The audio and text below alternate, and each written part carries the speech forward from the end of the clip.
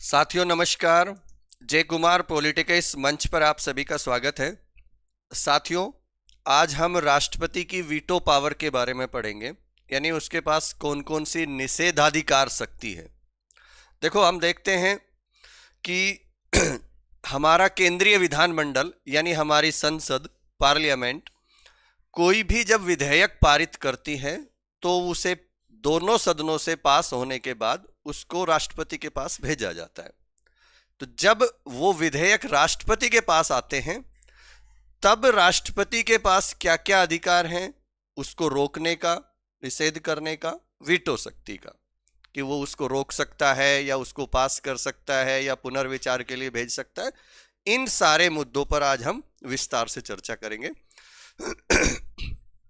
तो राष्ट्रपति की वीटो पावर यानी निषेधाधिकार शक्ति, किसी चीज को रोकना,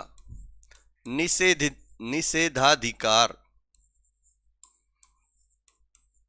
निषेध करना, रोकना। तो देखो, एक तो वीटो शब्द की ही बात करें तो यह है लैटिन भाषा का एक शब्द है। हम देखते हैं ज्यादातर शब्द लैटिन भाषा के ही होते हैं। तो उसका अर्थ है, वीटो का अर्थ है रोकना। अब राष्ट्रपति को जो ये शक्ति दी गई है, हमारे मन में एक प्रश्न उठता है कि ये शक्ति क्यों दी गई है। संसदीय शासन व्यवस्था को अपना रखा है, संसद के पास अधिकार होते हैं और हमारा प्रधानमंत्री और हमारा मंत्रिमंडल सर्वे सर्वा होते हैं, हमारे पूरी सरकार के मुखिया वो होते हैं, सारी शक्तियां उनमें होती हैं। तो राष्ट्रपति के पास ये वीटो पावर क्यों दी गई है, इसके क्या कारण है? तो इसके मुख्य रूप से हम देखें तो दो ही कारण निकल कर आते हैं। पहला कारण तो यह है कि संसद के द्वारा जल्दबाजी में अगर मान लो कोई भी विधेयक पास कर दिया गया और उसको राष्ट्रपति के पास भेज दिया गया, तो ऐसे जल्दबाजी में पारित किए गए विधेयकों को कानून बनने से रोकना, एक तो ये टारगेट है। और दूसरा यह है कोई भी असंवैधानिक कानून ना बन जाए। ये जब भी कोई विधेयक पास होके आता है तो राष्ट्रपति का एक कर्तव्य बनता है कि उसको अच्छे से जांच करे, उसको देखे परखे, टीम होती है पूरी। तो अगर उसमें कोई भी असंवैधानिक बात है, संविधान का उल्लंघन हो रहा है, संविधान के अनुसार नहीं किया जा रहा है, तो उस कानून को बनने से रोक दे। ये मुख्य रूप से दो कारण निकल कर आते हैं और इसके लिए हम अध्ययन करेंगे अपने संविधान के अनुच्छेद 111 का। इसमें ये वीटो पावर से संबंधित शक्तियां राष्ट्रपति के पास मिलती हैं। विधेयकों पर अनुमति, यानी इसका टाइटल तो ये बनता है कि एसेंट टू बिल्स, विधेयकों पर अनुमति। देखो, अनुच्छेद 111 ये कहता है कि जब कोई भी विधेयक संसद के दोनों सदनों द्वारा पारित कर दिया जाता है तो उसे राष्ट्रपति के पास भेजा जाता है या भेजा जाएगा और राष्ट्रपति ये घोषित करेगा कि वह विधेयक पर अनुमति देता है, विधेयक पर अपनी अनुमति देता है। देखो, ये घोषणा करेगा, वो अनुमति देता है। नंबर 2, वह विधेयक को रोकता है। और नंबर 3, वह उसको पुनर्विचार के लिए वापस भेजता है, अनुमति देता है, एसेंट टू द बिल। कोई भी विधेयक जब पास होके आ रहा है, विधेयक को इंग्लिश में बिल बोलते हैं, तो उस पर राष्ट्रपति अपनी अनुमति देता है, ये वो घोषणा करेगा। यानी जब भी कोई विधेयक आएगा तो उसको बाकायदा ये घोषणा करनी पड़ेगी कि वो रोकता है, पुनर्विचार के लिए लौटाता है या वो अनुमति देता है। तो पहला तो हो गया, अनुमति दे दी, ठीक है, वो घोषणा कर दी कि मैं अनुमति देता हूं, साइन कर दिए, हो गया पास, जाओ भाई, कानून बन गया। लेकिन अनुमति नहीं दे तो क्या कर सकता है? तो वह घोषणा कर सकता है कि वह उस पर अपनी अनुमति रोकता है। रोकता है मतलब इंग्लिश में इसके लिए विदहोल्ड शब्द का प्रयोग किया गया है।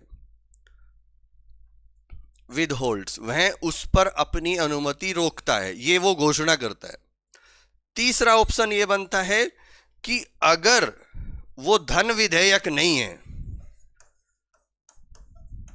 अगर धन विधेयक नहीं है तो वह उसको पुनर्विचार के लिए भेज सकता है। यानी अगर जो विधेयक उनके पास आया है वो धन विधेयक नहीं है तो यथाशीघ्र, यानी एज सून एज पॉसिबल, ये शब्द प्रयोग किया गया है, तो सदनों को इस संदेश के साथ वापस भेज सकेगा कि भाई इस विधेयक में या इस प्रावधान पर एक बार पुनर्विचार करो आप, या फिर अपना कोई सुझाव है राष्ट्रपति के पास तो वो सुझाव भी दे सकेगा कि इसको ऐसे कर सकते हैं। यानी हम ये कह सकते हैं कि राष्ट्रपति धन विधेयक पर अपनी अनुमति दे सकता है, अनुमति रोक सकता है, लेकिन उसको पुनर्विचार के लिए नहीं लौटा सकता। ध्यान रखना, धन विधेयक पर वह अपनी अनुमति रोक सकता है, सिर्फ पुनर्विचार के लिए नहीं लौटा सकता, बाकी रोक तो सकता है वो कि नहीं मैं इसको अनुमति नहीं दे रहा हूं। वैसे क्या होता है, साधारण तौर पर राष्ट्रपति धन विधेयक पर अपनी सहमति दे ही देते हैं। क्यों? क्योंकि राष्ट्रपति की पूर्व अनुमति के बाद ही तो संसद में पेश किया जाता है, तो साधारण तौर पर वो दे देते हैं, लेकिन रोक सकते हैं, ये ध्यान रखना। धन विधेयक वाले मामले में कभी आप ये सोचो कि नहीं धन विधेयक के मामले में कुछ नहीं कर सकता, धन विधेयक को भी रोक सकता है, अनुमति भी दे सकता है, बस पुनर्विचार के लिए वो वापस नहीं लौटा सकता। तो देखो इसमें दो तरह की वीटो हमारे सामने आई है, 3 पॉइंट है। एक तो अनुमति मिल गई, तो ये तो वीटो कहां हुई, ये तो उसने अनुमति दे दी। वीटो 2 हुई उसके पास, एक तो ये उसको रोक दिया कि नहीं भाई हम इसको कानून, मैं इस पर अपनी असहमति व्यक्त करता हूं, मैंने इसको रोक लिया, मैं इस पर सहमति नहीं व्यक्त करता हूं, सीधी सी बात है, मैं इसको पास नहीं करता हूं, हस्ताक्षर नहीं करता हूं, या वो घोषणा करेगा बाकायदा तो वो। और एक ये है कि उसको पुनर्विचार के लिए भेज सकता है। 2 नंबर 1 वीटो ये बनी, एक ये वीटो बनी। अनुच्छेद 111 में 2 प्रकार की वीटो बनती है हमारे सामने। अब देखो, जब राष्ट्रपति के द्वारा इस तरह से विधेयक पुनर्विचार के लिए लौटा दिया जाता है तब क्या होगा, तो दोनों सदन विधेयक पर पुनर्विचार करेंगे और विधेयक को दोनों सदनों के द्वारा संशोधन करके या फिर बिना संशोधन के फिर से पारित कर दिया गया मान लो, तो राष्ट्रपति को उस पर अपनी अनुमति देनी होगी, फिर राष्ट्रपति मना नहीं कर सकता, सीधी सी बात है। अब देखो यहां पर हमने राष्ट्रपति की वीटो पावर पढ़ी, इसी को अलग अर्थ में भी हमसे पूछ लिया जा सकता है। हमने तो अभी तक ये देखा कि संसद के द्वारा विधेयक भेजा गया और राष्ट्रपति ने विधेयक को रोक लिया या पुनर्विचार के लिए लौटा दिया, ये हमने वीटो पावर पढ़ी। इसी चीज को हमसे ये पूछ ले कि संसद के द्वारा राष्ट्रपति की वीटो को रद्द किया जा सकता है क्या? जो राष्ट्रपति ने वीटो पावर लगाई है अपनी, तो क्या संसद उसको रद्द कर सकता है? यह भी पूछा जा सकता है, बिल्कुल। तो साथियों ध्यान रखना, इसी का यह भी अर्थ निकलता है जो अभी हमने बताई कि भाई दोनों सदन उस पर पुनर्विचार करेंगे जो लौटा दिया है, तो और फिर उसको पारित करेंगे दोबारा। पारित नहीं करते तो विधेयक बना नहीं, खत्म हो गया वहीं पर। लेकिन अगर उसको दोनों सदन उस संशोधन के साथ या फिर बिना संशोधन के वैसे ही जैसे पहले था फिर से पारित कर दिया जाता है, तो राष्ट्रपति को उस पर अपनी अनुमति देनी होगी। इसका अर्थ साथियों ये निकलता है कि संसद द्वारा उसी विधेयक को साधारण बहुमत से दोबारा पारित करके राष्ट्रपति के वीटो को समाप्त किया जा सकता है, रद्द किया जा सकता है, ये अर्थ भी निकलता है इसका।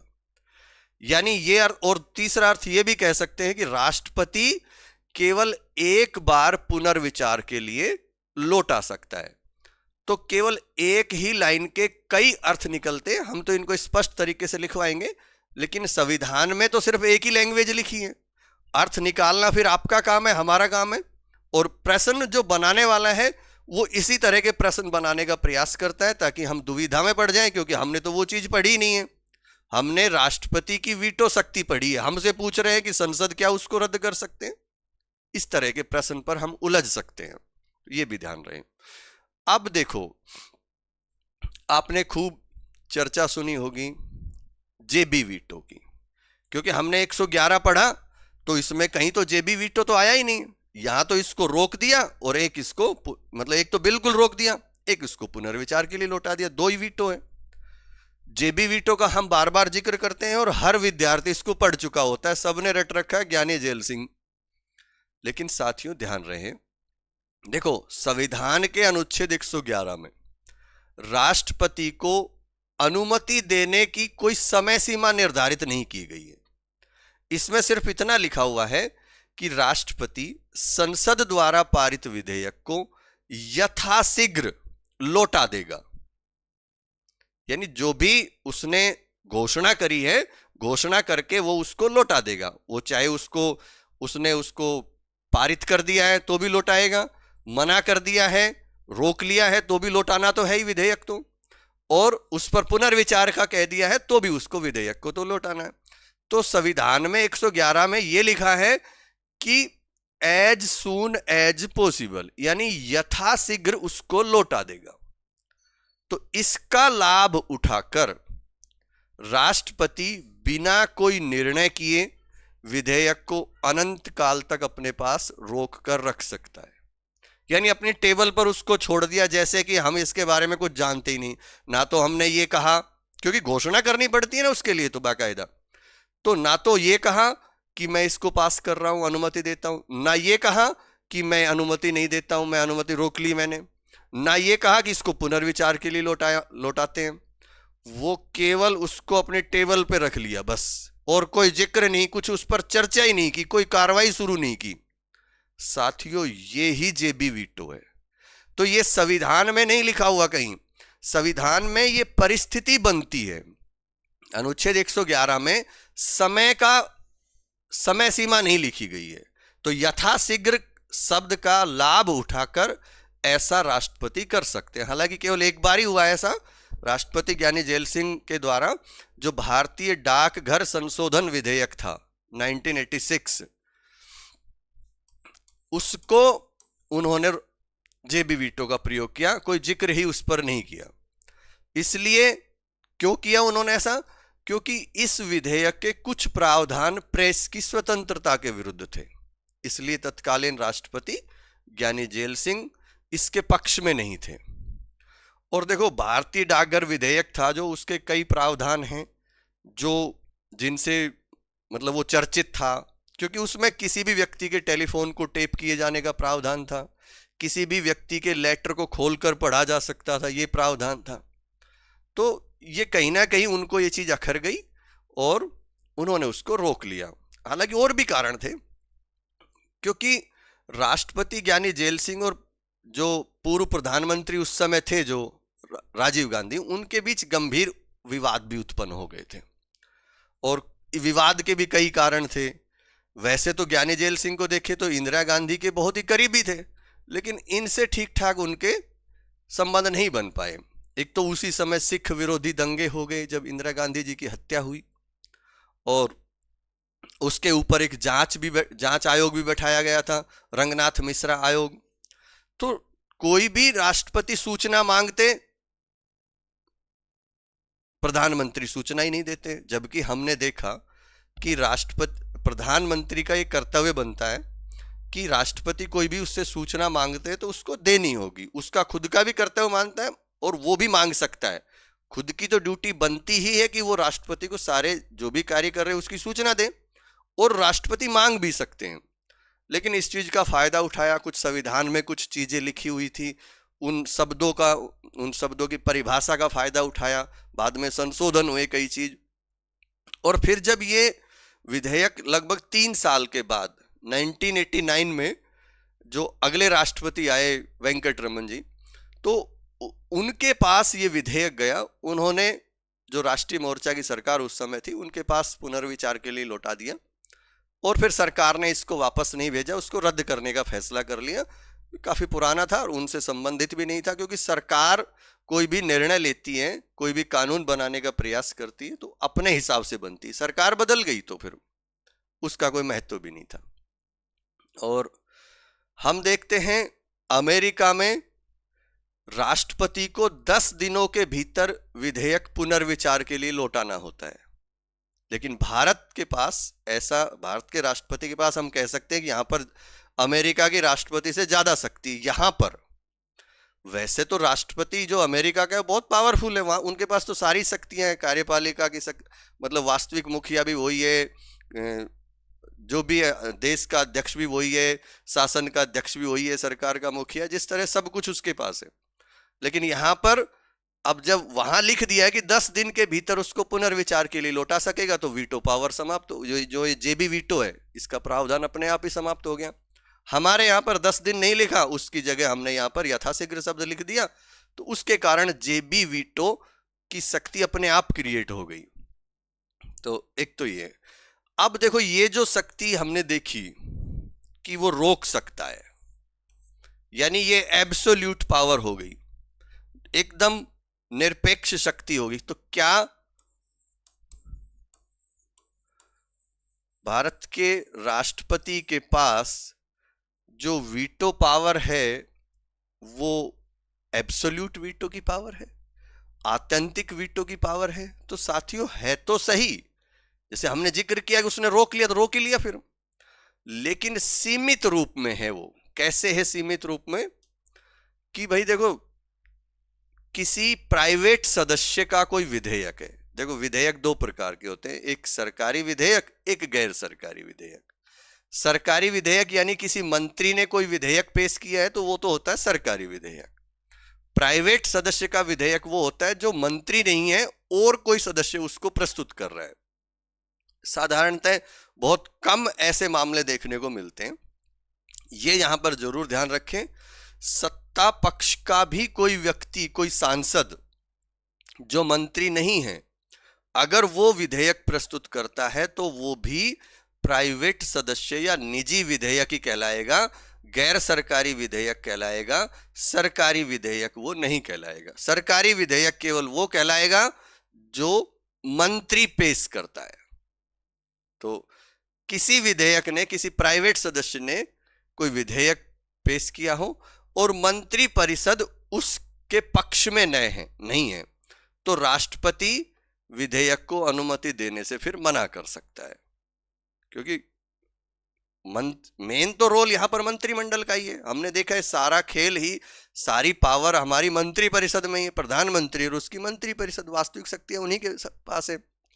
तो अगर कोई प्राइवेट सदस्य ऐसा विधेयक प्रस्तुत करता है तो राष्ट्रपति वहां पर एब्सोल्यूट वीटो का प्रयोग कर सकता है, आत्यंतिक वीटो, यानी बिल्कुल नहीं भाई हम परमिशन नहीं देते हैं तुम्हें। नहीं तो हम देखते हैं कि राष्ट्रपति को साधारणतः ज्यादातर मामलों में प्रधानमंत्री या उसकी मंत्री परिषद के अनुसार ही चलना होता है। तो एक तो ये मामला हो गया। दूसरा मामला ऐसा है जिसमें निरपेक्ष वीटो का प्रयोग कर सकते हैं। वो मामला यह है कि मान लो राष्ट्रपति के पास विधेयक भेज दिया, उसके बाद राष्ट्रपति की अनुमति तो मिली नहीं थी, उससे पहले ही सरकार गिर गई। कोई भी दोनों सदनों से पास होकर राष्ट्रपति के पास विधेयक भेजा और इसी दौरान राष्ट्रपति ने उस पर कोई कार्रवाई की ही नहीं थी, उससे पहले सरकार गिर गई और लोकसभा के बहुमत से फिर नई मंत्रिपरिषद का गठन हुआ। तो राष्ट्रपति और वो जो मंत्रिपरिषद है वो कहता है राष्ट्रपति को कि ये जो विधेयक आया है इसको रद्द कर दो, इसको अस्वीकार करने की सलाह वो देता है। तो फिर राष्ट्रपति वहां पर आत्यंतिक वीटो का प्रयोग कर सकता है। कंफ्यूज होने की जरूरत नहीं है बिल्कुल साथियों। अगर देखो पूरा खेल मंत्री परिषद का है, पूरा खेल मंत्रिमंडल का है, प्रधानमंत्री का सारी शक्ति, सारा मतलब सब कुछ देखे तो उनके पास है।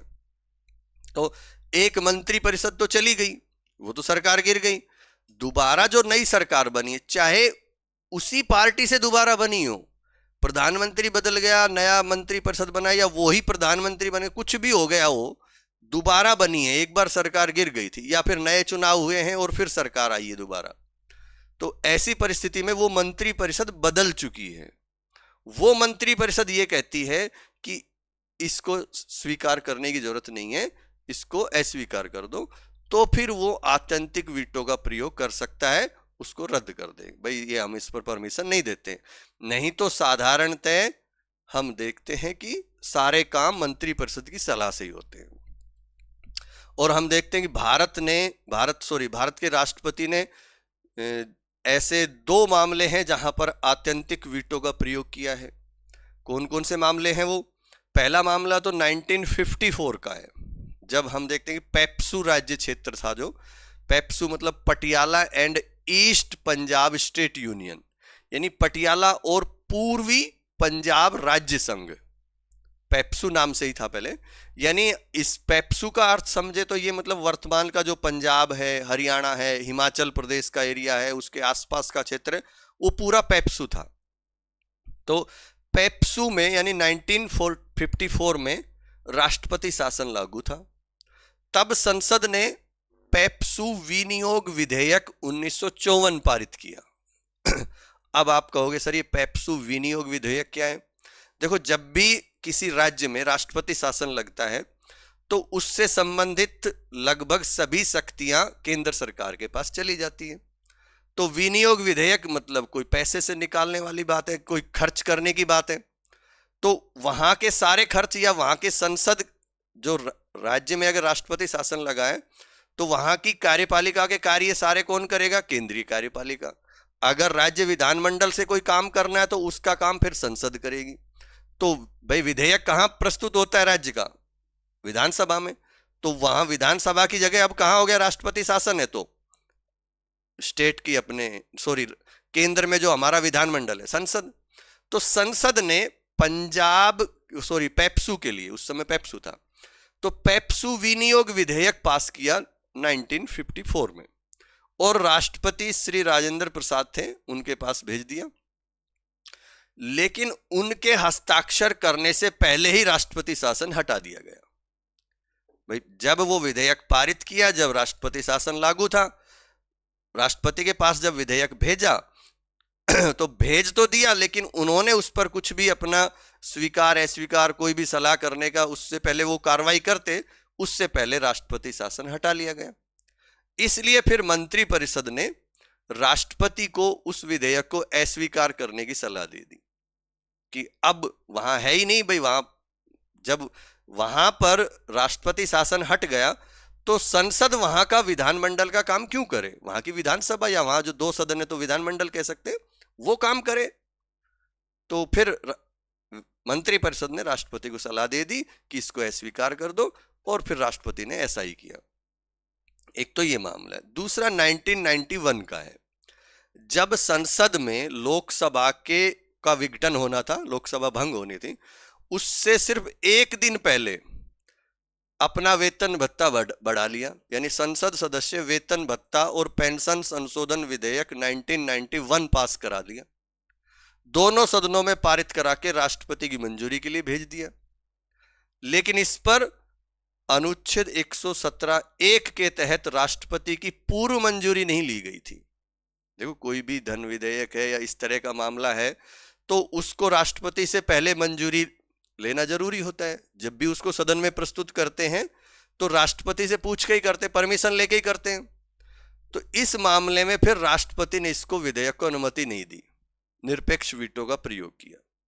हालांकि यहां पर ध्यान रखें, अगर मैंने पहले भी बताया हुआ है, मान लो अगर पहले परमिशन नहीं ली गई है, किसी विधेयक में यह प्रावधान है कि इसको प्रस्तुत करने से पहले राष्ट्रपति की मंजूरी आवश्यक है, और राष्ट्रपति की पूर्व मंजूरी नहीं ली गई है, दोनों सदनों ने पास कर दिया, और फिर वो राष्ट्रपति के पास आता है वो विधेयक, और राष्ट्रपति ने उस पर हस्ताक्षर कर दिए, तो वो विधेयक असंवैधानिक नहीं होगा। ध्यान रखना, 255 याद रखना, अनुच्छेद 255 स्पष्ट कहता है कि ये जो मामला है, इस तरह का मामला, ये केवल प्रक्रियागत मामला है, और अगर राष्ट्रपति ने इसको बाद में मंजूरी दे दी तो केवल इस आधार पर कि पहले मंजूरी नहीं ली है, इस आधार पर इसको कैंसिल नहीं कर सकते, असंवैधानिक घोषित नहीं कर सकते, रद्द नहीं कर सकते। तो ये एक इंपॉर्टेंट बात है, इसको अच्छे से ध्यान रखना। तो साथियों, अब कुल मिलाकर बात यह है कि एक चीज हमें ये विशेष तौर पर ध्यान रखनी है, संविधान संशोधन से संबंधित है जो कि, लेकिन इससे पहले हम देखो, हमें 1, 2, 3 तरह की वीटो प्राप्त है। 2 तरह राष्ट्रपति को 2 तरह की संविधान के अनुच्छेद 111 में है। एक परिस्थिति के अनुसार बन गई जेबी वीटो,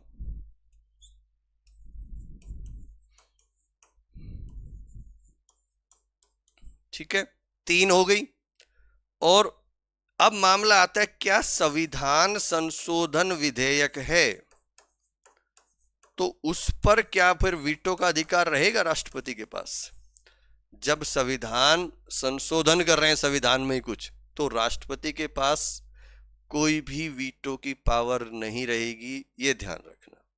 यानी संविधान संशोधन से संबंधित विधेयकों में राष्ट्रपति के पास किसी प्रकार की वीटो शक्ति नहीं है। ये प्रावधान कब किया गया? ये किया गया 24वां जो संविधान संशोधन था, कॉन्स्टिट्यूशनल अमेंडमेंट एक्ट 1971। 24वें संविधान संशोधन अधिनियम 1971 के द्वारा संविधान संशोधन विधेयक पर राष्ट्रपति को अपनी स्वीकृति देना आवश्यक कर दिया, कंपलसरी कर दिया कि देना ही होगा, आप इसको रोक नहीं सकते। तो एक मामला हमारा राष्ट्रपति का सीधा सीधा वीटो पावर यहां ये पूरी होती है। दूसरी वीटो पावर यहां शुरू होती है कि जब राज्य के विधान, जो राज्यों के विधेयक होते हैं, राज्य के विधानमंडल में जो विधेयक प्रस्तुत किए जाते हैं, उन पर राष्ट्रपति के पास क्या क्या शक्ति है। भाई अभी तो हमने संसद के बारे में पढ़ा, संसद ने कोई विधेयक पास किया, राष्ट्रपति के पास कौन कौन सी वीटो शक्ति थी। अब मुद्दा आता है राज्यों में कोई विधेयक पास हुआ, राज्य में 1 सदन है या 2 सदन है, उन्होंने पास करके राज्यपाल के पास भेजा, तो जो राज्यपाल जब राष्ट्रपति के पास भेजता है तो उस मामले में कौन कौन सी वीटो पावर है, यहां पर यह भी देखना होगा। तो देखो, राज्य विधेयकों पर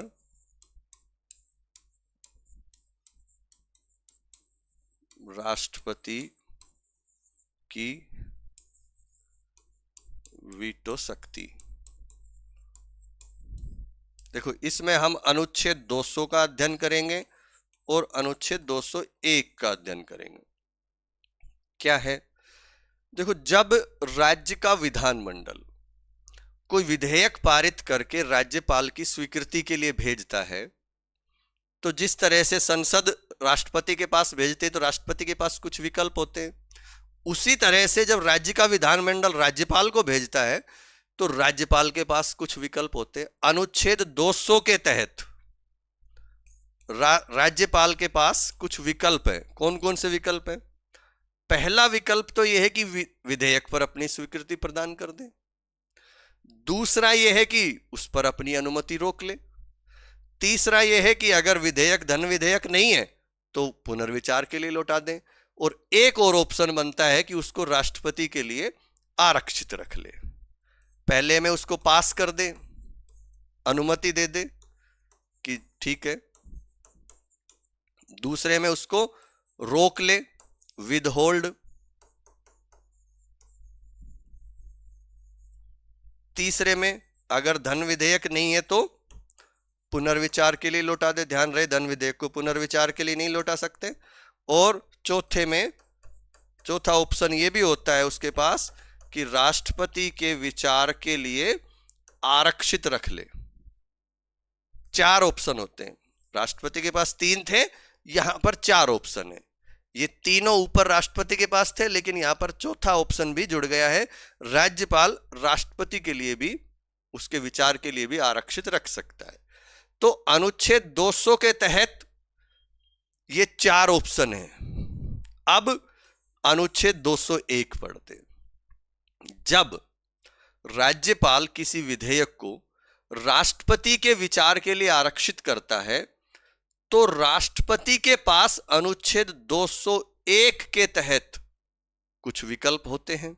जैसे वह अपनी अनुमति प्रदान कर दे, वह अपनी अनुमति रोक ले, और यदि धन विधेयक नहीं है तो फिर राष्ट्रपति राज्यपाल को निर्देश दे सकता है कि वह उस विधेयक को राज्य के विधानमंडल को पुनर्विचार के लिए लौटा दे। नंबर 1 अनुमति दे दी, नंबर 2 अनुमति रोक ली, विदहोल्ड कर लिया, नंबर 3 राज्यपाल को कह दिया कि इसको पुनर्विचार के लिए लौटा दो। ये 201 के तहत है। यहां पर 200 और 201 में कंफ्यूज मत होना। अनुच्छेद 200 राज्यपाल के लिए है और 201 जब है जब राज्यपाल इधर भेजता है। अनुच्छेद 200 के तहत राष्ट्रपति के विचार के लिए भेजता है तो अनुच्छेद 201 के तहत राष्ट्रपति के पास ये शक्तियां हैं, ये विकल्प होते हैं कि वो अनुमति प्रदान कर दे, अनुमति रोक ले, या धन विधेयक नहीं है तो राज्यपाल को कह दे कि इस विधेयक को पुनर्विचार के लिए लौटा दो। ठीक है, अब देखो यहां पर थोड़ा सा कुछ अलग मामला भी आएगा। जब राष्ट्रपति राज्यपाल के माध्यम से कोई विधेयक राज्य विधानमंडल को पुनर्विचार के लिए लौटा देता है तो विधानमंडल को 6 माह के अंदर उस विधेयक पर पुनर्विचार करके संशोधन सहित या फिर बिना संशोधन के उसे राष्ट्रपति को वापस भेजना होगा। संसद के मामले में 6 माह की बाध्यता नहीं थी, यहां पर यह बाध्यता है कि जब राष्ट्रपति राज्यपाल के माध्यम से कोई विधेयक राज्य विधानमंडल को पुनर्विचार के लिए लौटा देता है तो विधानमंडल को 6 माह के अंदर उस विधेयक पर पुनर्विचार करना होगा, फिर चाहे वो संशोधन सहित या फिर वैसा का वैसा दोबारा उसे राष्ट्रपति को भेज दे। ठीक है, भेजेंगे तो फिर क्या होगा?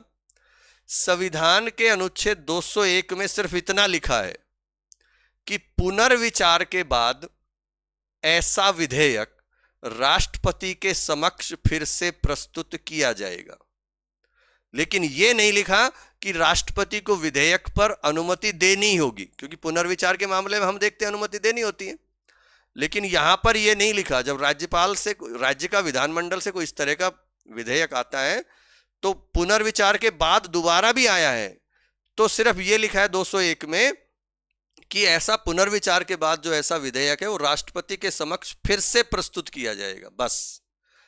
तो अब क्या होता है, इसका अर्थ सीधा सा ये निकाल सकते हैं कि राष्ट्रपति चाहे तो इस बार भी या कितनी बार भी विधेयक पर अपनी अनुमति रोक सकता है।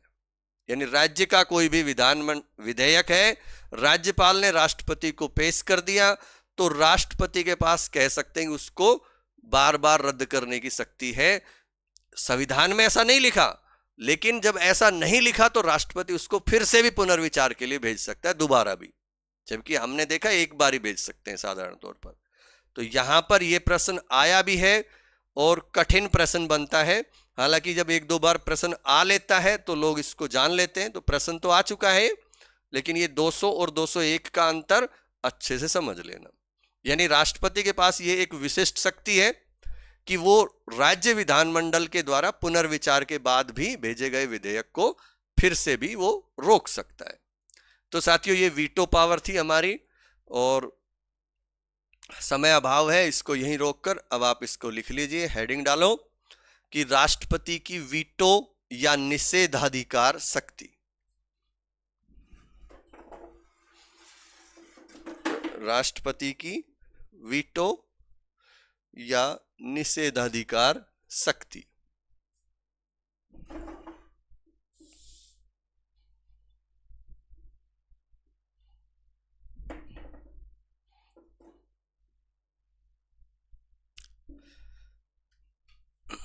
मैं थोड़ा सा रेस्ट कर लेता हूं, आप लिखो।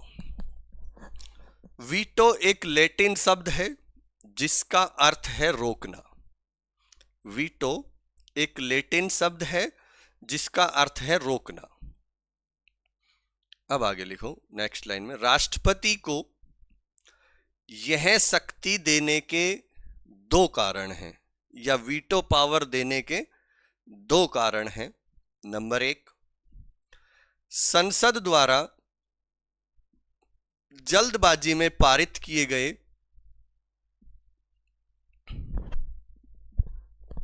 संसद द्वारा जल्दबाजी में पारित किए गए विधेयकों को कानून बनने से रोकना।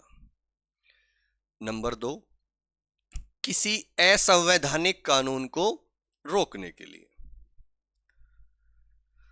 नेक्स्ट लिखो, अनुच्छेद 111। अनुच्छेद 111, इसका टाइटल है 111 का, लिखना चाहो तो लिख लो, विधेयकों पर अनुमति। विधेयकों पर अनुमति, एसेंट टू बिल्स। और फिर लिखो, अब 111 की बात लिख रहे हैं, इसमें लिखो, जब कोई विधेयक संसद के सदनों द्वारा पारित कर दिया जाता है, जब कोई विधेयक संसद के सदनों के द्वारा, सदनों शब्द आ गया मतलब दोनों सदन, पारित कर दिया जाता है, तो उसे राष्ट्रपति के पास भेजा जाएगा और राष्ट्रपति यह घोषित करेगा कि वह, नंबर 1, विधेयक पर अनुमति देता है, assent to the bill. Number 2,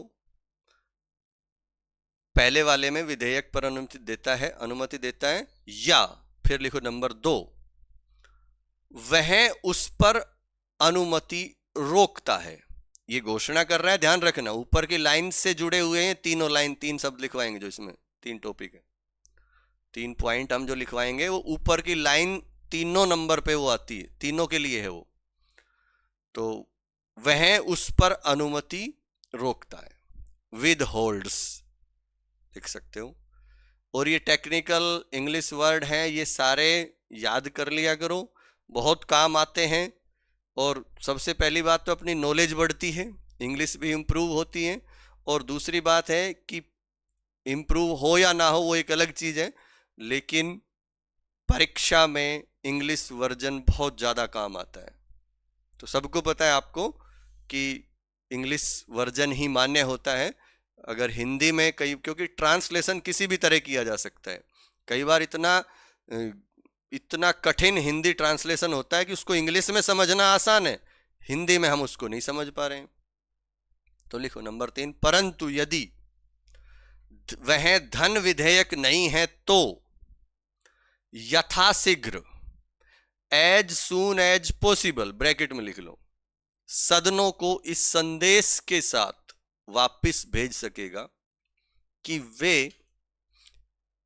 इस विधेयक पर या इसके किसी प्रावधान पर पुनर्विचार करें और अपना कोई सुझाव दे सकेगा। अपना कोई सुझाव भी दे सकता है कि आप इसमें ऐसा कर सकते हो। नेक्स्ट, अब अलग अर्थ में इस बात को लिखो, अर्थात राष्ट्रपति धन विधेयक पर या तो अपनी अनुमति दे सकता है या अनुमति रोक सकता है, लेकिन पुनर्विचार के लिए नहीं लौटा सकता। नेक्स्ट, आमतौर पर राष्ट्रपति धन विधेयक पर अपनी सहमति दे देते हैं क्योंकि इसे राष्ट्रपति की पूर्व अनुमति के पश्चात ही संसद में पेश किया जाता है। लेकिन ध्यान रखना साथियों, राष्ट्रपति उसको रोक सकता है, ये आप स्पष्ट रूप से ध्यान रखना कि रोक सकता है। या फिर ये जो मैंने लास्ट में लाइन लिखवाई है कि आमतौर पर राष्ट्रपति धन विधेयक पर अपनी सहमति दे देते हैं क्योंकि इसे राष्ट्रपति की पूर्व अनुमति के पश्चात ही संसद में प्रस्तुत किया जाता है, या फिर इस लाइन को भूल जाओ, मत लिखो। ये साधारण लाइन मैंने लिखवाई है, ये व्यवहारिक बात लिखवाई है। हालांकि मेंस परीक्षा में, लिखित परीक्षा में ऐसी चीज़ें हमें लिखनी रहती हैं, लेकिन आप तो मेंस की तैयारी नहीं कर रहे हो, आपका तो एक ऑब्जेक्टिव पेपर ही होगा। और विशेषकर हम पढ़ा भी ऑब्जेक्टिव के लिए ही रहे हैं, मेंस के लिए पढ़ा भी नहीं रहे हैं। तो एक तो ये बात हो गई। अब आगे लिखो नेक्स्ट, और जब राष्ट्रपति के द्वारा इस तरह से विधेयक पुनर्विचार के लिए लौटा दिया जाता है, तब दोनों सदन विधेयक पर पुनर्विचार करेंगे और अगर विधेयक दोनों सदनों द्वारा संशोधन सहित या बिना संशोधन के फिर से पारित कर दिया जाता है तो राष्ट्रपति को उस पर अनुमति देनी होगी। नेक्स्ट, अब एक अलग अन्य अर्थ में लिख लो, अर्थात संसद द्वारा उसी विधेयक को साधारण बहुमत से दोबारा पारित करके राष्ट्रपति के वीटो को समाप्त या रद्द किया जा सकता है।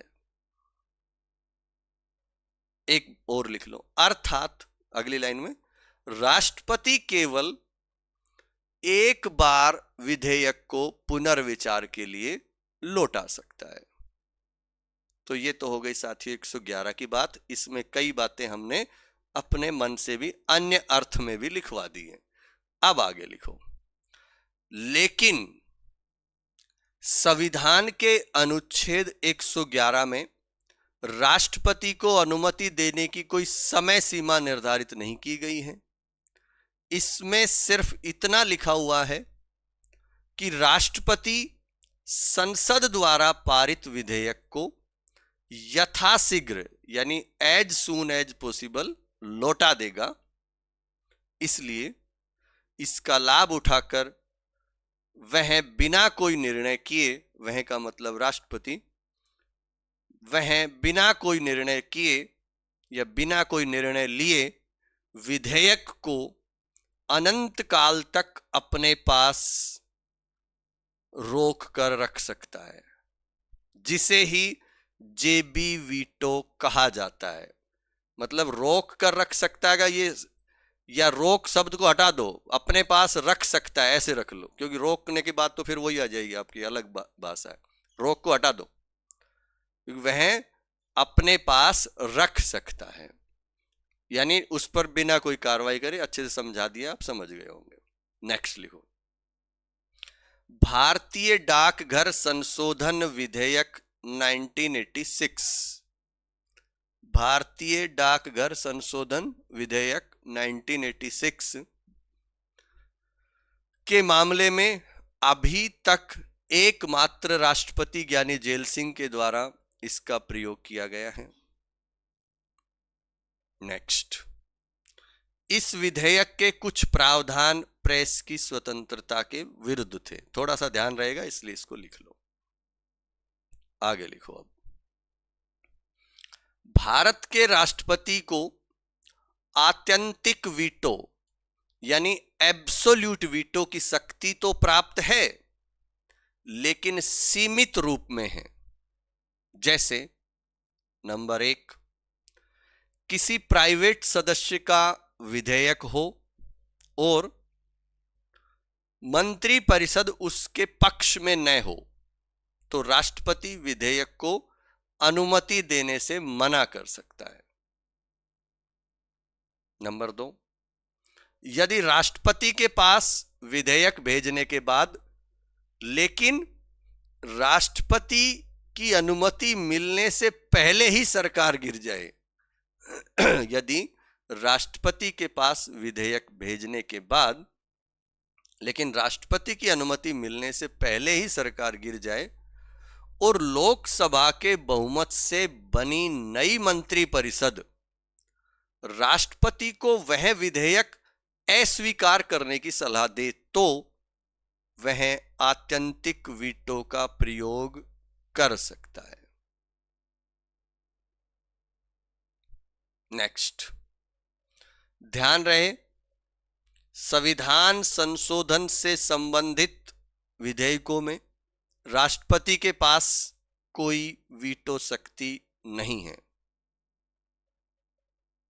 नेक्स्ट, 24वें संविधान संशोधन अधिनियम 1971 के द्वारा 24वें संविधान संशोधन अधिनियम 1971 के द्वारा संविधान संशोधन विधेयक पर राष्ट्रपति को अपनी स्वीकृति देना आवश्यक कर दिया गया है। नेक्स्ट, अब अगली हेडिंग डालो, राज्यों के विधेयकों पर राष्ट्रपति की वीटो शक्ति, क्योंकि अभी तो संसद के विधेयक पढ़ रहे थे हम, या राज्य विधान मंडलों के विधेयकों पर राष्ट्रपति की वीटो शक्ति। अब लिखो, जब राज्य का विधानमंडल कोई विधेयक पारित करके राज्यपाल की स्वीकृति के लिए भेजता है तो अनुच्छेद 200 के तहत राज्यपाल के पास निम्न विकल्प होते हैं। नंबर 1, वह विधेयक पर अपनी स्वीकृति प्रदान कर दे। नंबर 2, वह विधेयक पर अपनी अनुमति रोक ले, विदहोल्ड्स। नंबर 3, अगर विधेयक धन विधेयक नहीं है तो विधानमंडल को पुनर्विचार के लिए लौटा सकता है। नंबर 4, वह विधेयक को राष्ट्रपति के विचार के लिए आरक्षित रख सकता है।